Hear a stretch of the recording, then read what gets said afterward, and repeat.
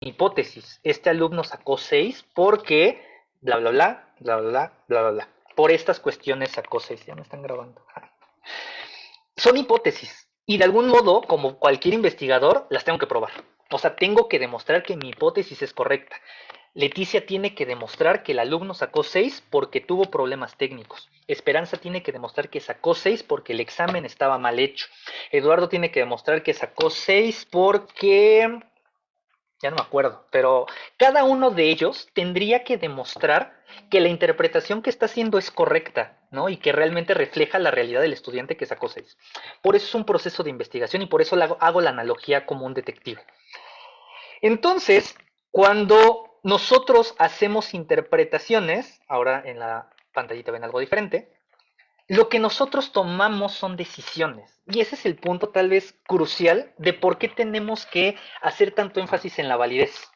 Porque si sacó 6 porque no se pudo conectar, porque el examen estaba mal hecho, porque había mucho ruido alrededor, porque no puso atención en las clases, ya me acordé, porque no puso atención en el examen, el estudiante sacó 6 y yo con ese 6 tengo que tomar una decisión, que puede ser aprobarlo, mandarlo a final, reprobarlo, que pues si sacó 6 no podría reprobarlo, pero yo tengo que tomar una decisión a partir de ese resultado.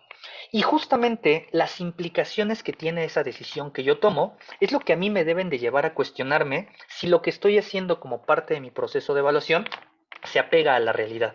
Y si esa interpretación que yo estoy haciendo, como la que hacía Alejandro, no puso atención en la clase y por eso no aprendió, pues necesito que recurse o necesito volverlo a someter a otro examen para que ahora sí se ponga a estudiar, ahora sí ponga atención y demuestre que sí aprendió. Todas estas decisiones que tomamos pues dependen de la interpretación que nosotros hicimos del resultado. Y por eso la interpretación tiene que estar muy bien fundamentada. Porque si allá hay algún error, si yo asumo que el estudiante sacó 6 porque no aprendió, pero realmente Esperanza tenía razón y el examen estaba mal hecho, mi interpretación es equivocada. Mi hipótesis está mal y por lo tanto yo no podría o no debería tomar la decisión de reprobarlo, cuando la falla estuvo en cómo el profesor elaboró el examen. De eso va a tratar todo esto. Vamos a hacer como muchas reflexiones. Quisiera que más que llevarse como notas de cuáles son las fuentes o cuáles son las características, de algún modo las vayan reflexionando y vayan a la par de lo que estamos platicando aquí, viendo qué es lo que ustedes sí hacen o no hacen y qué podrían hacer para que al final todos los procesos de evaluación que hagamos pues realmente nos reflejen de mejor manera la realidad del aprendizaje del estudiante. De eso va a tratar esta y la siguiente sesión. Como vieron en el videito, quienes pudieron verlo, si no, lo pueden ver después, hablamos de una clasificación de la validez que ya para muchos autores está obsoleta, ¿no? Pero creo que todos los que en algún momento estudiamos metodología de la investigación, en algún punto nos hablaron de la validez de contenido, la validez de constructo y la validez de criterio, ¿no? Entonces eran como las tres tipos de validez. Y pues este panorama ya no es tan actual o ya no es tan vigente, porque al final lo que yo quiero garantizar es que toda esta evidencia de validez apoye al constructo o esté relacionada con el constructo que yo quiero medir. Ya dijimos que el constructo es el aprendizaje de mi estudiante de mi área en particular o de mi disciplina en particular. Entonces, para mí, en el caso de lo que yo trabajo, pues a mí me interesa que mi estudiante aprenda inmunología, ¿no? Eso es como la variable abstracta que yo pretendo evaluar o medir al aplicarles un examen de inmunología. Y así cada uno de ustedes en sus áreas. A lo mejor retomando un poquito el comentario de Alejandro, el aprendizaje de Alejandro no son conocimientos teóricos, tal vez no son temas y subtemas, son procedimientos y destrezas. Y por ello, estas evidencias van a aplicar también, posiblemente desde un enfoque diferente, pero también van a aplicar para cualquier tipo de aprendizaje, porque al final es aprendizaje y es una característica del estudiante que no podemos observar, pero que podemos identificar indicadores que nos hablen o nos reflejen un poquito esa realidad de ese aprendizaje, aunque sea una actividad psicomotriz o aunque sea un aspecto actitudinal. De hecho, si se regresan al aula virtual en la primera sesión, estos materiales previos de las taxonomías es un primer abordaje, un primer acercamiento a esto, ¿no? Entender cómo se desarrolla una habilidad psicomotriz Ya la regué porque ya te estoy resolviendo desde ahí un poquito la duda, pero la cerramos en 2 sesiones. Pero el entender cómo se desarrolla una habilidad psicomotriz es un poquito de esto. Si yo entiendo que lo primero que tiene que hacer es darse cuenta de cuáles son sus sentidos, después conocer la secuencia de pasos, después ser capaz de seguir a alguien que lo va haciendo con él, después ser capaz de él automatizar el movimiento, etcétera, son indicadores que a mí me reflejan que está aprendiendo, ¿no? Y así, por eso la taxonomía de Simpson, es la taxonomía psicomotriz, la taxonomía de Simpson, o las de los dominios actitudinales, cómo se desarrollan los aspectos actitudinales, pues son un primer acercamiento a entender cómo se lleva el aprendizaje y de algún modo cómo puedo acercarme a evaluarlo. Pero bueno, ese no es el objetivo de este tema. El punto de esto era eh, estas fuentes de evidencia de validez, todo está relacionado con el constructo que quiero medir. Es decir, todo mi proceso de evaluación tendría que estar relacionado con esta característica de mi estudiante que me interesa evaluar o medir o observar que se desarrolló. Esta característica es el constructo. Por eso esta clasificación de validez de contenido, validez de criterio, validez de constructo, pues al final todo me habla del constructo. Toda la evidencia tiene que estar relacionada con el constructo. Y entonces hay modelos más actuales, como este que les muestro en la diapositiva, que son las fuentes de evidencia de validez, que propone un autor que se llama Messick en los años 90, de los años 80, después la propone otro autor que se llama Kane en los 90, y la han trabajado varias personas como Downing, Stephen Downing, que es el que propone los 12 pasos que vieron al inicio de este taller, y la retoma muchísimo. Lo que estos autores proponen es, tú tienes que identificar 5 grandes momentos o 5 grandes etapas del proceso de evaluación y en cada una de ellas obtener evidencias que te ayuden a defender y a asegurar que las interpretaciones y las inferencias que hagas de los resultados sean correctas. Es decir, a lo largo de todo el proceso de evaluación, por eso al principio definimos la evaluación como un proceso sistemático y por eso dijimos, a lo mejor va a ser difícil, pero hay descritos 12 pasos o 12 componentes que tiene que tener una prueba. Porque sistematizando la evaluación de esta manera, podemos asegurar que estas evidencias que necesitamos para fundamentar o sustentar nuestras interpretaciones, pues sean correctas. Entonces, la idea de esta sesión es revisar 4 de ellas. Ya les spoilé. De estas 5, vamos a revisar hoy 4. Vamos a platicarlas brevemente. Y la siguiente sesión vamos a hablar de lleno de la tercera, que es la de la estructura interna. Estructura interna la vamos a ver la siguiente sesión porque es algo un poquito más denso. Hoy solamente nos vamos a centrar en las primeras 2, contenido y proceso de respuesta, y en la 4 y 5, relación con otras variables y consecuencias. Nosotros podemos definir la evidencia relacionada con el contenido, como dice ahí, como el grado, el qué tanto mi instrumento de evaluación refleja el dominio específico de contenido de lo que se mide.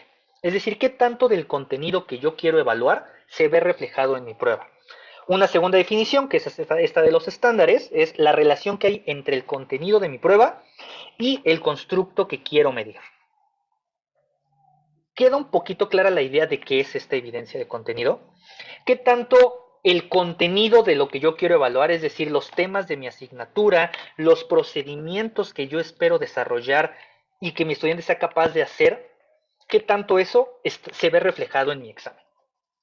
¿Sí queda clara un poquito esta definición? Sí, Más o menos, ¿sí? ¿No? Luis dice que sí. Ok. más o menos. Más o menos. Vamos a ver si con algunos ejemplos lo podemos ver. Esta siguiente actividad es una encuesta, como lo van a poder ver en su dispositivo. Tienen varias opciones. Ustedes pueden elegir más de una. La indicación dice, ¿cuáles pueden ser consideradas fuentes de evidencia de validez relacionadas con el contenido del examen? Todo lo que ustedes ven en las opciones son evidencias de validez. Cada una de ellas aporta evidencia de que lo que estoy haciendo está bien. El punto es, ¿cuáles están relacionadas o cuáles son evidencias de validez relacionadas con el contenido? Recordemos la definición. Evidencias de contenido quiere decir que el contenido de mi prueba, lo que viene en mi examen, realmente es un reflejo de lo que yo quiero que mi estudiante aprenda. ¿Cuáles de estas evidencias pueden ser incluidas en esta definición? Elijan la o las que correspondan. Pueden elegir más de una opción. Una vez que elijan las que crean que sí son, le dan clic en el botoncito de abajo que dice Submit o enviar y las pueden mandar.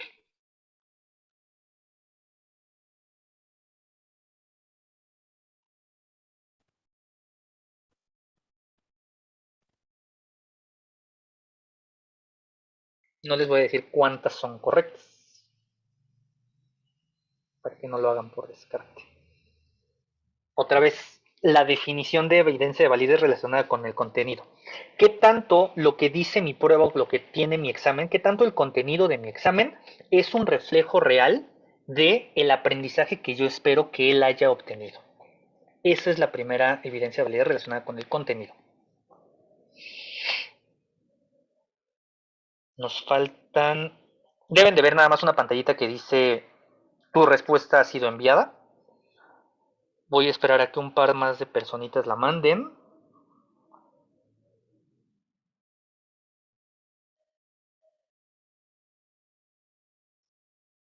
Nos faltan creo que 3 personas por mandar.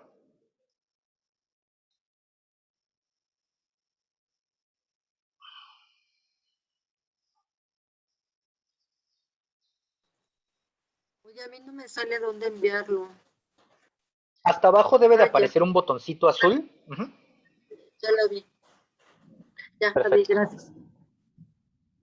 Bien, no se preocupen si alguien no alcanzó a contestar, solamente para no retrasarnos, les voy a compartir los resultados. Los pueden ver en su pantalla y les quiero aplaudir porque posiblemente la mejor evidencia de validez relacionada con el contenido está incluida en un documento que ustedes vieron en la primera sesión, que es importantísimo, que es la tabla de especificaciones. Recordemos que la tabla de especificaciones es esta matriz en donde viene reflejado qué se espera del estudiante, vienen los resultados de aprendizaje, están los contenidos que debe de aprender, está la cantidad de reactivos, el nivel cognitivo o el nivel taxonómico de hasta dónde quiero que me lo demuestre. Y si se dan cuenta, la tabla de especificaciones por su misma definición y su misma estructura es la evidencia de validez de contenido más importante que tenemos. Si yo hago un examen basado en una tabla de especificaciones y que la tabla obviamente cumpla con todos los criterios que debe de tener, no hay duda de que mi examen realmente es un reflejo de lo que el estudiante debe de aprender.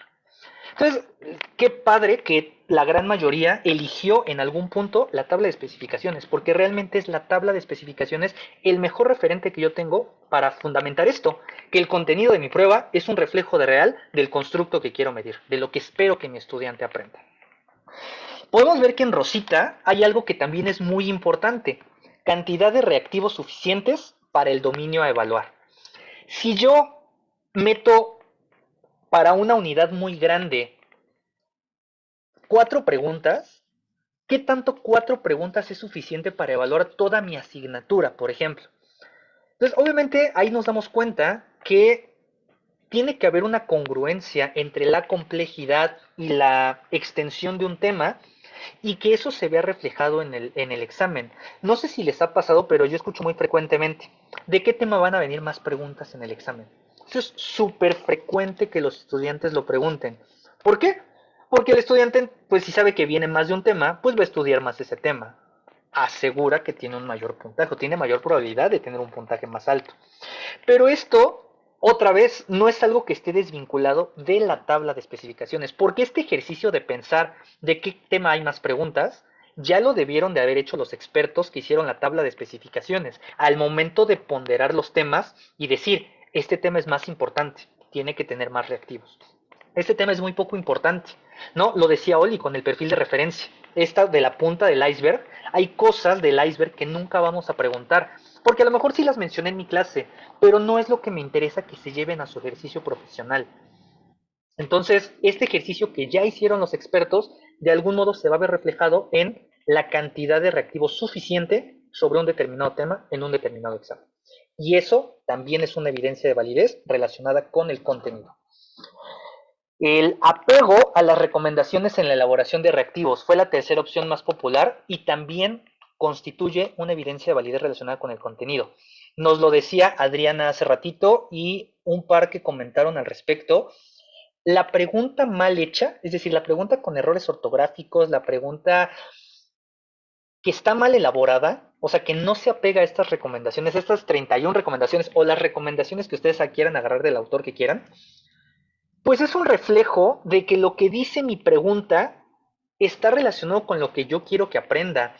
Lo decía creo que Santa hace ratito. Si la pregunta está mal, posiblemente las respuestas también estén mal. Y eso automáticamente me va a generar un error. Porque entonces la pregunta no es un reflejo real, o la respuesta, más que la pregunta, la respuesta no es un reflejo real del aprendizaje del estudiante. Y automáticamente, al no apegarse a las recomendaciones, yo no me estoy apegando, no estoy teniendo esa evidencia de validez relacionada con el contenido. Por ello es importante conocer estas recomendaciones y apegarse a ellas. La cuarta opción más popular es la confiabilidad. Y ahí sí, tachecito, porque la confiabilidad sí es... Ay, no levanté la mano, perdón. Ay, me salí. La confiabilidad sí es una evidencia de validez, pero está relacionada con otra fuente, no está relacionada con el contenido. Vamos a ver la confiabilidad más adelante. La siguiente en popularidad es la capacitación de los elaboradores, que es el que ven en moradito. Capacitar a los profesores, capacitar a quienes van a elaborar los reactivos, es una fuente de evidencia de validez de contenido. ¿Por qué? Porque el profesor que está capacitado y que sabe hacer reactivos tiene una tendencia mayor a hacer preguntas que realmente reflejen el aprendizaje del estudiante. No, a veces caer en cualquier error de la elaboración de estas recomendaciones muy probablemente es no estar evaluando lo que quiero evaluar. Y entonces mi pregunta ya no es un reflejo real del aprendizaje y por lo tanto ya no tengo esta evidencia de validez de contenido. Dense cuenta de cuáles son los puntos que tienen que llenar, porque cada uno de estos, cuando quieran defender una decisión que tomen a partir de un resultado de un examen, todo esto va a ser un argumento a su favor. Yo tenía una tabla de especificaciones. El examen lo hicieron profesores que estaban capacitados en la elaboración de reactivos. La cantidad de preguntas de ese tema eran suficientes para evaluar el aprendizaje de ese tema. Los profesores se apegaron a las recomendaciones en la elaboración de reactivos y no había dobles respuestas, no había negativos, no había tallos no enfocados, bla, bla, bla, bla, bla. Todo esto son evidencias para ustedes para defender sus decisiones. El siguiente en popularidad del azul es el perfil de referencia. Justamente, el perfil de referencia es como el paso previo o el requisito previo a la tabla de especificaciones. Entonces van muy de la mano. No puedo hacer una tabla si no tengo bien definido el perfil de referencia. Entonces, el perfil de referencia también es un reflejo de qué yo espero que mi estudiante aprenda, qué espero que se lleve al final de mi curso y por lo tanto aporta evidencia de validez de contenido. Y las otras dos ya no me detendré, las otras tres ya no me detendré porque están relacionadas con otras fuentes de evidencia de validez. ¿Dudas o comentarios de la evidencia relacionada con el contenido? ¿Queda claro de dónde surge, para qué sirve, cómo la puedo obtener y cómo la puedo utilizar para defender mis interpretaciones?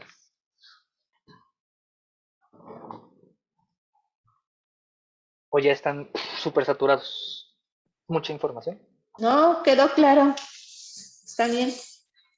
Muy Yo creo bien. que eso es importante porque nos va a permitir construir mejores reactivos. Claro. Y construir mejores reactivos es una evidencia de validez de contenido. Y entre más tengan, aquí el punto también es, la reflexión tal vez a los que lo quiero llevar es, a lo mejor a veces no van a poder hacer todo, pero entre más evidencias tengan, es más fácil que sus argumentos sean defendibles. Oli. Bueno, dos cosas que yo quería comentar. Una es que, no sé si a lo mejor después nos vas a mostrar estos artículos donde señala cómo puede mejorar el impacto que tiene cuando se elabora, cuando los elaboradores de reactivos se capacitan. No sé si después lo vas a retomar. En las amenazas. ¿Sí? Bueno. Sí, perfecto. En 3 Y sesiones. otro comentario que yo quería nada más decir es justamente volver a retomar, Marvin, esto que tú les preguntaste ahorita con lo del 6, ¿no? Quizá ahorita, bueno, hubo respuestas, yo sentí como bastante nobles en un sentido, ¿no? ¿Por qué sacó 6? Pero a lo mejor muchas veces, a lo mejor este 6 decimos, no, pues la verdad es que creo que no está tan atento, ¿no? Como a lo mejor tomando en cuenta el referente de otros estudiantes que sacaron 9, 9, 8, por así decirlo. Pero justamente, pues también estas calificaciones, ¿no? Cuando tenemos suficiente evidencia de validez de contenido, justamente tienen quizá una relación o no directa con la calificación y es algo que en lo que nosotros creo que tenemos que reflexionar mucho. Apenas va con la primera evidencia, Marvin, de contenido, que es muy, muy fuerte, ¿no? Es como un proceso de reflexionar y de decir, hice esto, bueno, entonces tiene valor esa calificación que le estoy dando al estudiante, o sea, sí representa verdaderamente el contenido. Es muy, muy fuerte y bastante interesante todo lo que puedes hacer para reunir evidencia de validez de contenido en un examen. Entonces, sí, como que es de mucha reflexión esta parte, ¿no? Por todos los elementos que implica la validez de contenido. El doctor Alejandro Evia tiene Alejandro. Sí, estoy de acuerdo con la doctora Ponce en la relación de, o en la situación de el poder desarrollar o hacer nuestros reactivos de una forma adecuada. Sin embargo, también creo yo mucho que todo esto nos puede llevar a defendernos de una forma jurídica por cómo se han estado dando las cosas en la Claro. universidad, en donde se les están dando a los alumnos mucho más poder, ¿sí? En donde nos están exigiendo muchas otras cosas y nos están provocando ciertas dificultades a la hora de realizar los exámenes, sobre todo ahorita que es de forma no presencial. Se dio en la universidad la situación de los 2 meses de paro, y creo que esto, como bien lo mencionabas, Marvin, nos puede dar a nosotros esa posibilidad de poder defendernos, no nada más ante el alumno, sino ante las instancias, jurídicas académicas. Claro, Sí, por eso, totalmente de doctor, acuerdo.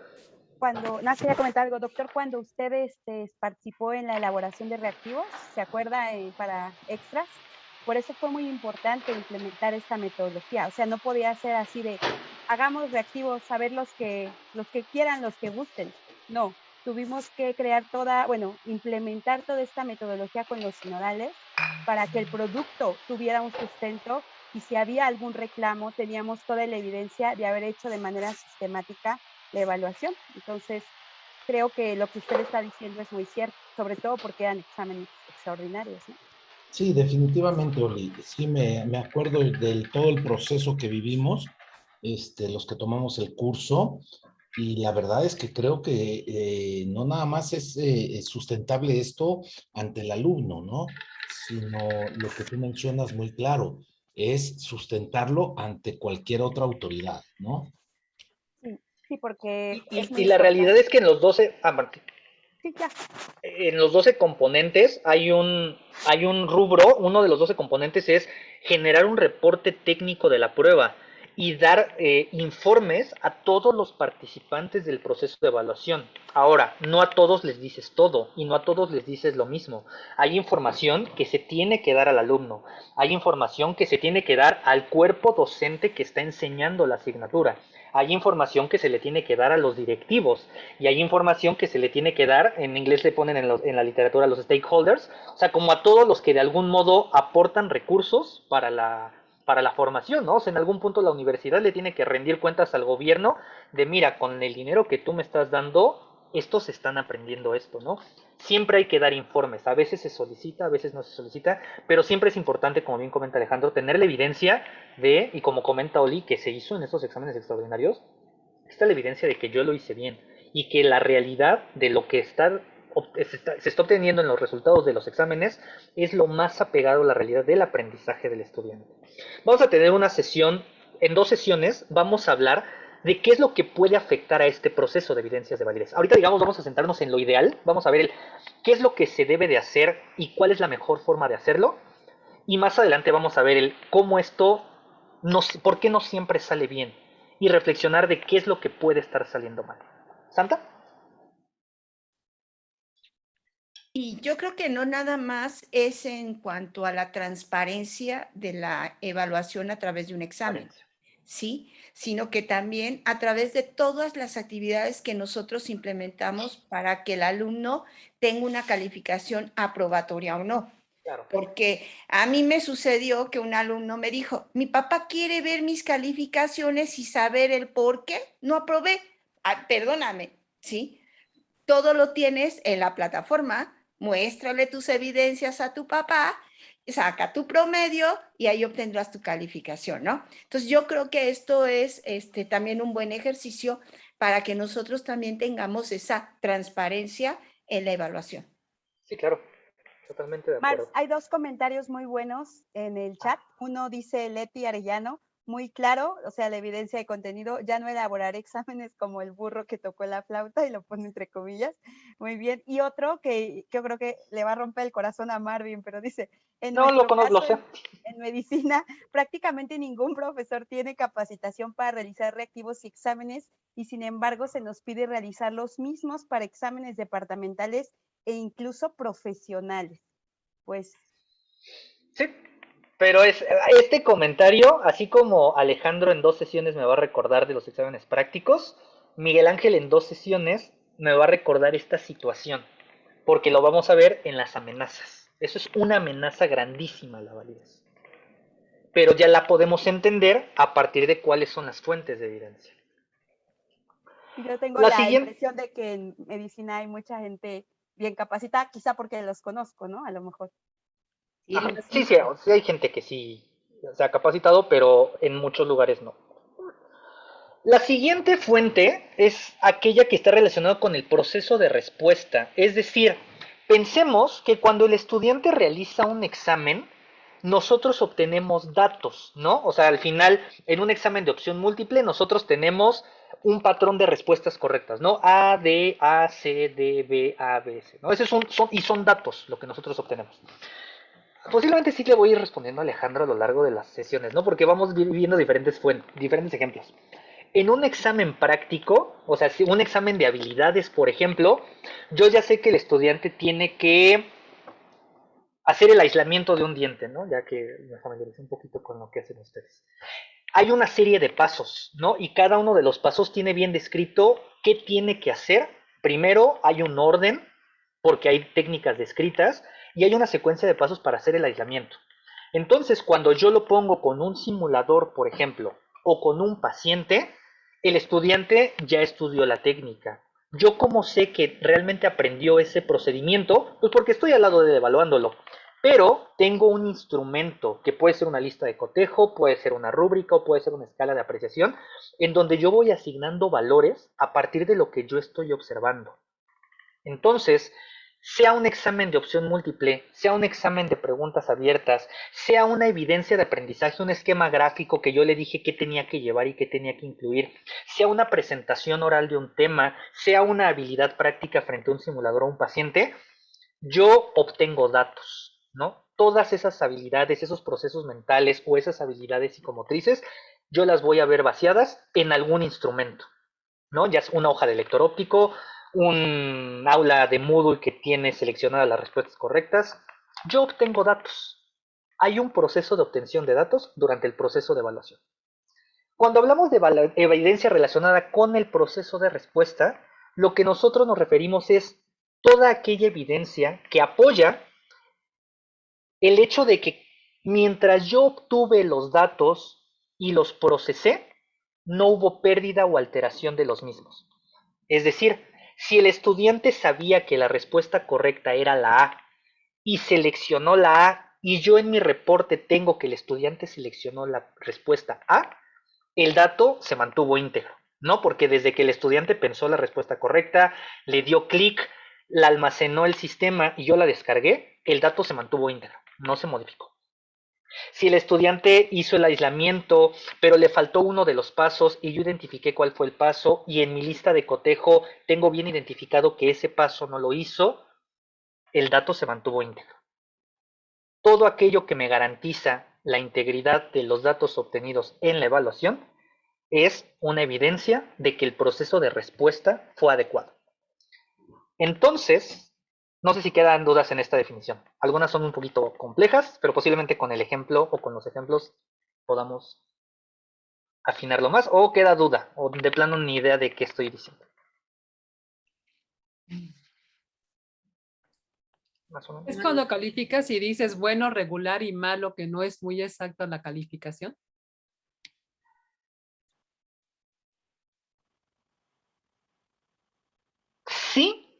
siempre y cuando justamente en este proceso de analizar si el desempeño realmente fue bueno, regular o malo, no hay una alteración en el dato que yo observo. Es decir, pensemos que el estudiante hizo bien el procedimiento, yo lo estoy observando hacer un procedimiento, pero de repente volteó a ver a la ventana, el estudiante hizo un paso y yo ya, cuando volteo ya no vi que lo hizo. Y entonces para mí fue no lo hizo. Ahí se alteró la integridad de los datos, porque el estudiante sí lo hizo. Pero en mi base de datos, en mi sistema donde yo lo capturé, ya no aparece. Ahí se perdió la integridad de los datos.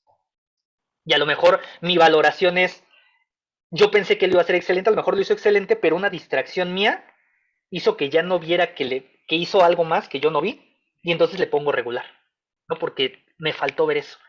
Ahí se perdió el dato real. Luis y luego Santa. Nada más rapidísimo para corroborar. Entonces, estas evidencias de integridad podríamos decir a grandes rasgos que son, como bien dices, las listas de cotejo, las rúbricas, o en el caso de las ciencias exactas, los valores absolutos o el procedimiento tal cual de una resolución de un problema, por decirlo de alguna forma. Esas, cuando un alumno, cuando un alumno responde o hace el procedimiento, vamos a decir, cualquiera de esas que esté bien llenada o que no hay forma en que se pierda la información, esas son las evidencias de integridad. Esa sería una evidencia. Por ejemplo, que todos los pasos que tiene que utilizar para desarrollar un problema tenga un espacio para ponerlo y que yo cuando recibo esos resultados tenga toda la secuencia de pasos completa. O sea, por ejemplo, si a mí me interesa saber cómo resuelve un problema y dentro del examen no le doy un espacio para explicarme el cómo, a mí ya me faltó ese dato, ¿no? Entonces yo no puedo hacer una interpretación de cómo resolvió el problema si no tengo ese dato en el formato que el estudiante me entrega, por ejemplo. Santa. Yo hice un ejercicio con uno de mis grupos de segundo año, que es el módulo de introducción al diagnóstico. Yo primero les enseñé cómo tenían que hacer la exploración, ¿no? El interrogatorio. Entonces les estuve explicando paso por paso y después, para poder evaluar si lo habían comprendido y lo podían implementar, les pedí que hicieran este ejercicio a través de un video, bueno, que exploraran a un familiar, tomaran un video y yo iba con mi rúbrica viendo si iban cumpliendo con cada uno de los pasos. ¿Eso lo podríamos tomar como esa parte de la evidencia? Probablemente no. A mí me suena un poco más evidencia de contenido porque el reflejo del proceso de evaluación, es decir, las actividades que hace en el video, están totalmente relacionadas con lo que yo en clase les dije que tenían que aprender sobre la técnica para hacerlo. Para mí, que en mi lista de cotejo los pasos que voy a calificar estén relacionados con lo que yo les enseñé, es una evidencia de contenido. ¿Por qué? Porque los indicadores de mi lista de cotejo son un reflejo de lo que debieron de haber aprendido. Y como vimos en la evidencia de contenido, el contenido de mi prueba está relacionado con el constructo que quiero medir. Para mí eso, el que la lista de cotejo esté relacionada con los pasos, es una evidencia de contenido. Y creo que eso es un ejemplo que aporta a la pregunta de Alejandro. ¿Cómo puedo evaluar habilidades prácticas y saber que realmente lo están desarrollando? Porque mi instrumento de evaluación, los indicadores que yo le estoy pidiendo que tiene que realizar, están relacionados con lo que aprendieron, ¿no? Con lo que yo espero que aprendan y sean capaces de desarrollar. Y eso para mí es una evidencia de contenido. Gracias. ¿Sí? Oli y luego Leticia. Yo creo que en el ejemplo de Santa, Marvin, a la reserva de lo que comentes, la evidencia relacionada con el proceso de respuesta sería que verdaderamente lo que haya registrado Santa sea lo que sí hizo el alumno tal cual. Esa sería la evidencia de respuesta. Porque vamos a suponer, Santa, que tú tenías 5 criterios, ¿no? De cómo hacer el interrogatorio.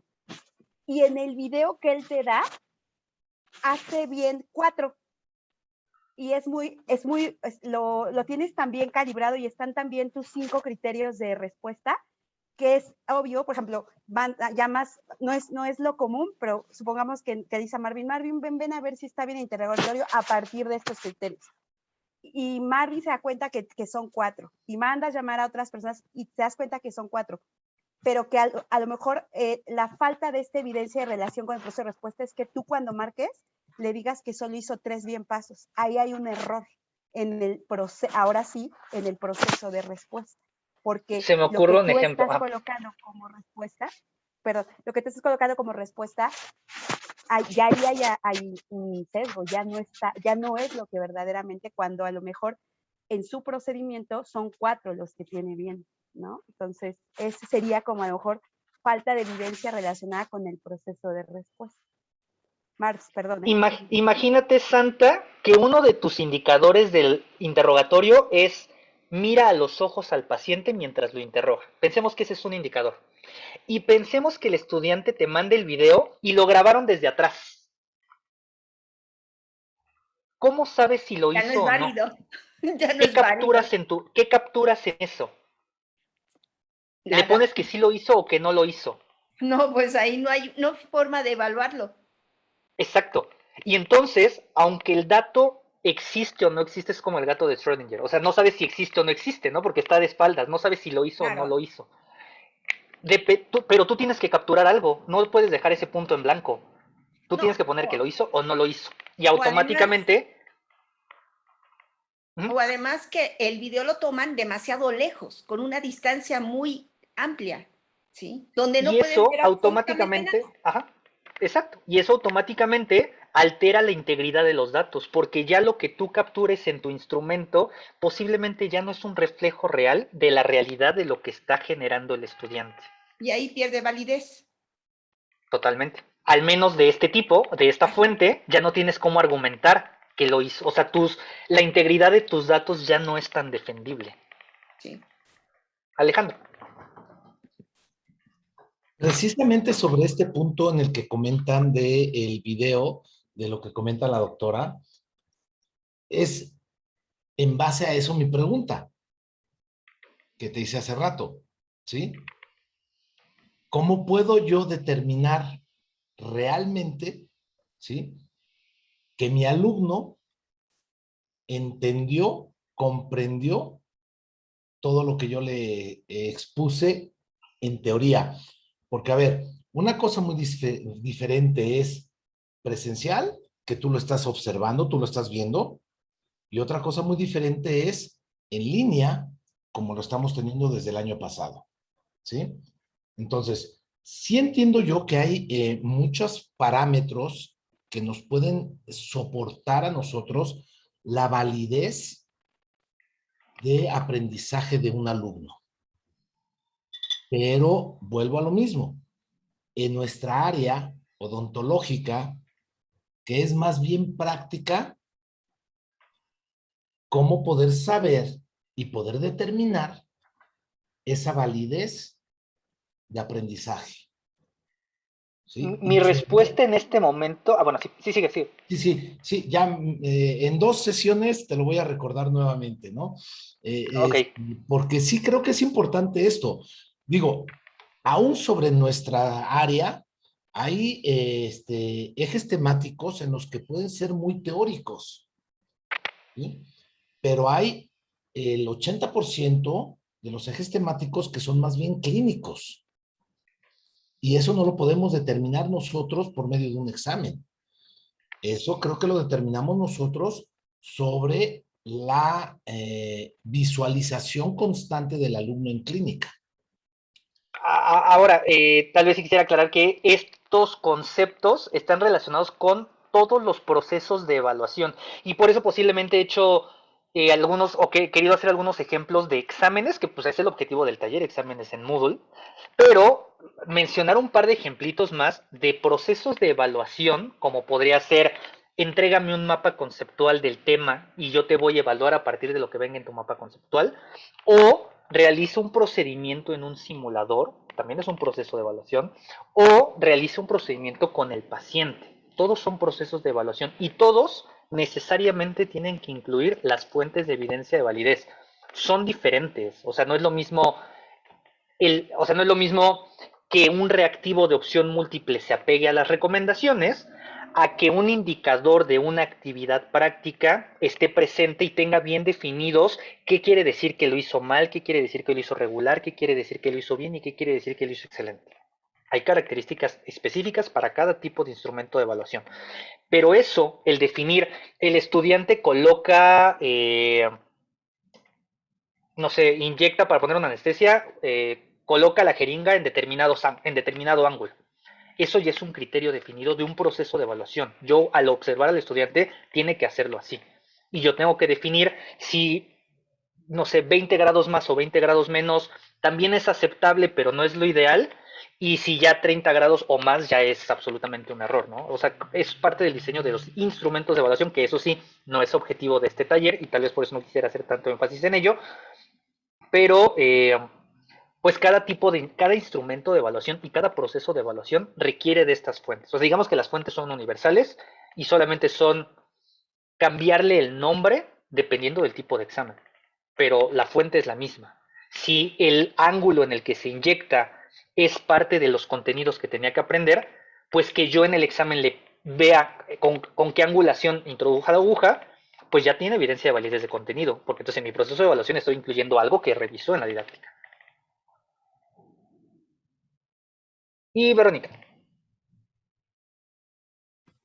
Hola, sí, yo a lo mejor es como un ejemplo, no sé, a lo mejor para checarlo un poquito con el doctor Alejandro, yo lo que hago, yo también estoy solamente en clínica, yo estoy en la clínica de Padierna. Entonces, lo que yo hago para verificar precisamente que lo aprendido en teoría lo van a hacer en clínica sin entrar a las clínicas, es que yo, por ejemplo, me grabo haciendo un procedimiento en mi paciente, en mi consultorio, yo me grabo haciendo, no sé, una pulpectomía. Yo antes, bueno, me grabo, grabo el video haciendo la pulpectomía, el video está totalmente en silencio, no se menciona nada, y lo que hago primero es darle la teoría al alumno de lo que es una pulpectomía, paso por paso, cómo se tiene que hacer, y después en una clase posterior les pongo el video y les pongo que ellos tienen que ir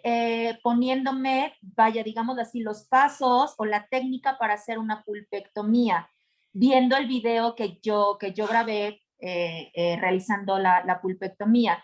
Y ahí me doy cuenta si realmente en clínica no puedo obtener el 100% de la respuesta o de la seguridad que a mí me gustaría de que lo van a hacer así, pero es una forma en la que yo puedo verificar de algún modo que viendo el video ellos van a poner los pasos que han aprendido para que así lo puedan realizar en la clínica. Es una forma en la que yo el año pasado lo estuve trabajando. No pudimos entrar a clínica.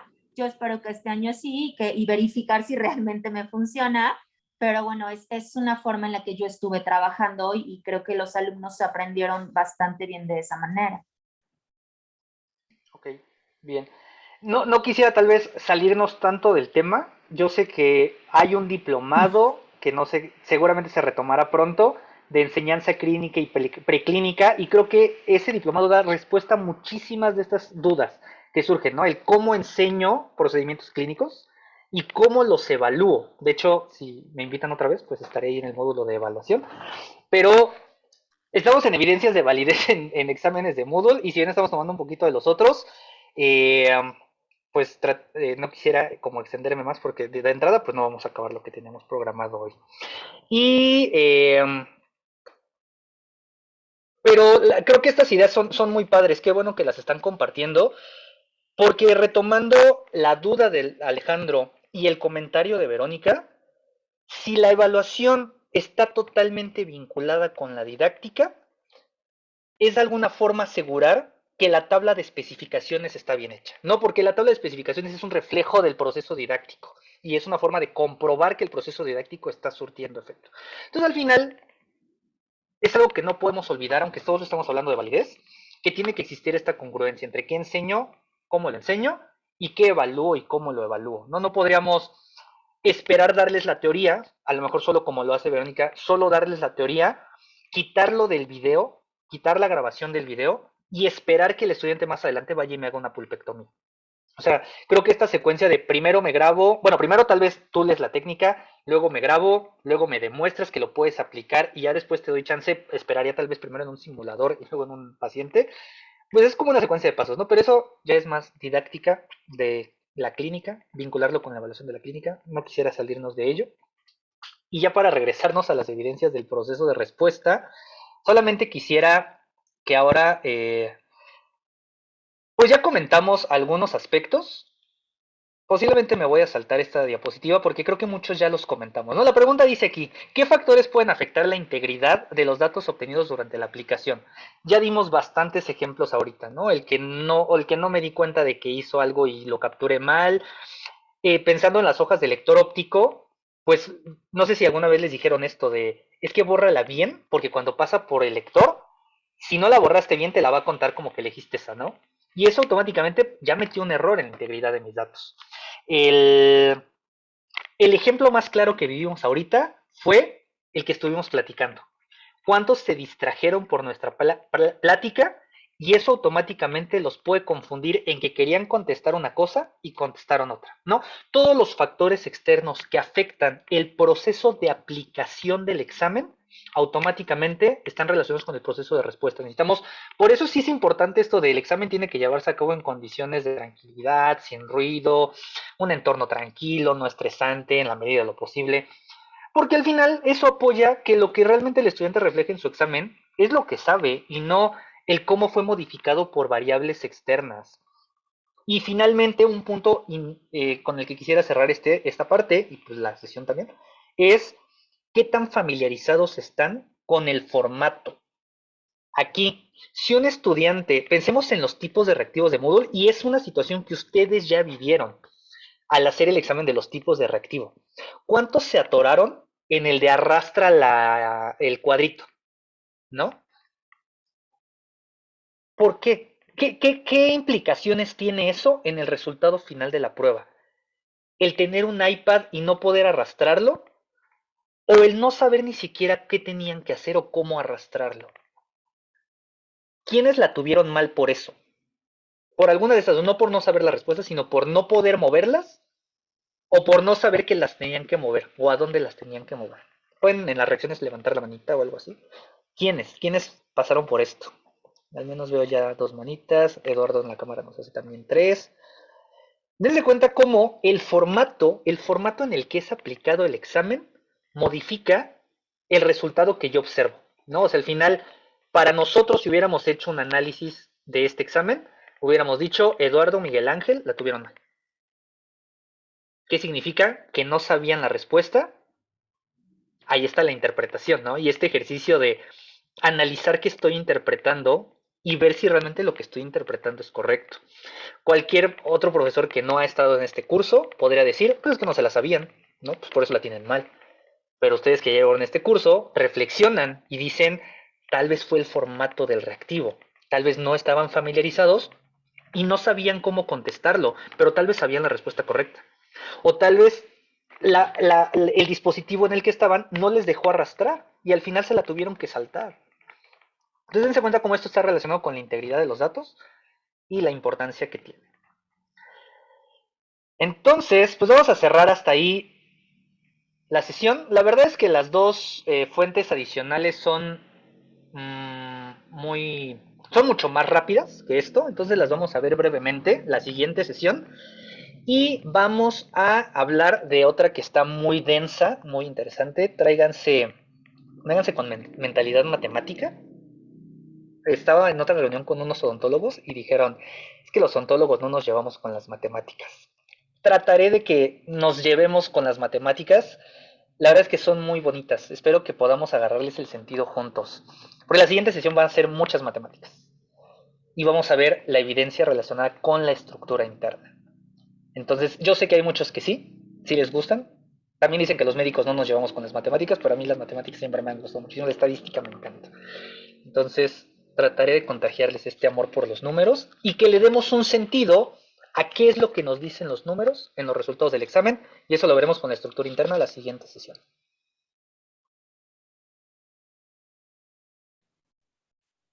Pues gracias a todos. Esperemos que se hayan quedado picados y Y sí, estén muy dispuestos, estén descansaditos, el martes. Agarren unos Sí, gracias. chocolatitos, una frutita seca, es muy bueno, son de los tips que nos dio Ingrid para mantenernos relajados, así que sí tomen ahí algo de estos Mucho consejos. café. Mucho café, muchas gracias. Hubo un comentario muy bueno ahí de Argelia, que por eso familiarizar al estudiante con la plataforma, sí, cuando vayan a hacer evaluaciones.